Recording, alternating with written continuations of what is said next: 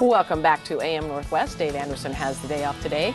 You know, when it comes to New Year's resolutions, we all have the best of intentions, but it's harder to actually follow through with a plan. So here to help us get off to the right start with our resolutions, we welcome back psychologist Dr. Michael Friedrichs. Always good to see you, Doctor. Thank you. You know, so many people set out to do their New Year's resolutions, and I'm wondering how many, do you have any idea how many actually keep them? Yeah, it's funny. There's actually been research on that. About 50% of us this year are going to make some New Year's resolutions, but at the end of the day, only about 20% of us follow through with them. That means that the failure rate of resolutions is about 80 to 90%, something like that. And I'm guessing that we probably quit our resolution by about mid-February, because that's when I know, so that's when the people stop coming to the gym as often. Yeah, it's interesting you should say that. Going to the gym is one of the top ones. I've been watching it at our clinic now for about 10 years. Going to the gym, new vacations, getting some education, quitting smoking, that kind of thing. But by July of 2011, about 50% of those resolutions will have been abandoned. So should we just not make resolutions then? Is that what you're saying? You know, I don't think so. As that saying goes, you miss 100% of the shots that you don't take. So I'm a big fan of doing it. It's just that you have to do it in a way that's going to be well conceived, so that otherwise your resolutions are just going to be left to sort of whimsy and chance. Okay, so let's start out. How would we? Because a lot of people are the lose weight, going to the gym, working on saving money, that kind of thing. So what do you suggest we do when it comes to making a resolution that we're more apt to keep?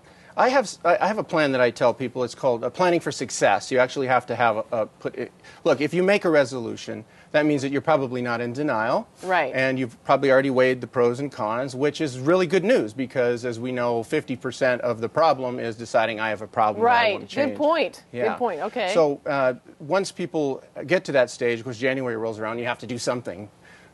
And I have 4 steps that I like to tell people. The first being that what you really want to do is throw away all the extra resolutions and focus on the main one, the most important one. Pick the most important resolution. Okay. Absolutely. And what you have to do, too, is break that down into various stages so that you can actually implement it.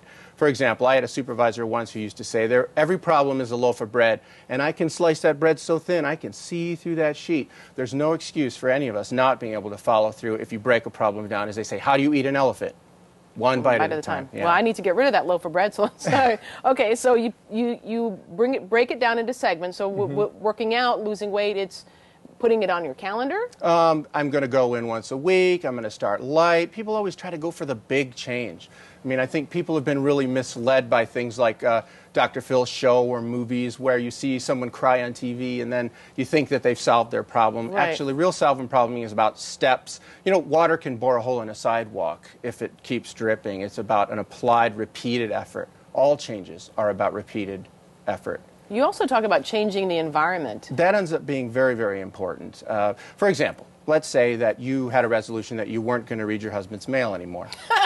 Okay. What you might want to do is change That's going to be a tough one, Doctor, but okay. It's to change your environment. People underestimate how important their environment is in terms of keeping them stuck where they were. Okay. The reason so many resolutions fail, I think, is that because people find themselves in exactly the same situation they were in December. Same people, same smokers, same bar, same whatever. And that's going to make them do the same. So in an example of that resolution, have your husband change his password and say, I don't want to know it, honey. This is what I want to do. Oh, that's a change of environment as well. That's a change of environment, absolutely. Would it be the same? I mean, losing weight, you can't really change your environment, your house. You're in your same house. Well, most people who are on diets have ice cream in their house in case company comes over. You know, it's those kind of changes. You have been to our house. That's so funny. Well, I tease my wife. She has this diet where she takes a bite out of a donut and hands it to me. I don't know what. Do you also talk about faking it till you have a new past? What do you mean by that? Yeah, well, it's interesting. The moment where you are in history is actually like a two-way mirror. Right now, where we are right now. You have your past, and it reflects the future. That's why things never change. You think that tomorrow will be just like yesterday.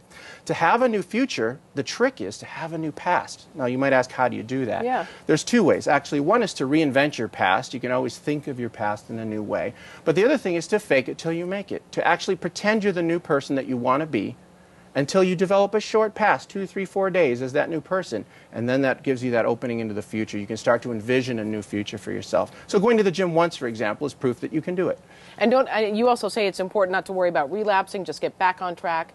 We didn't get to all of your tips, but we'll put them on our website at k2.com. Yeah, that's Doctor, great. always good to see you. Thank you very much. Thank you so much.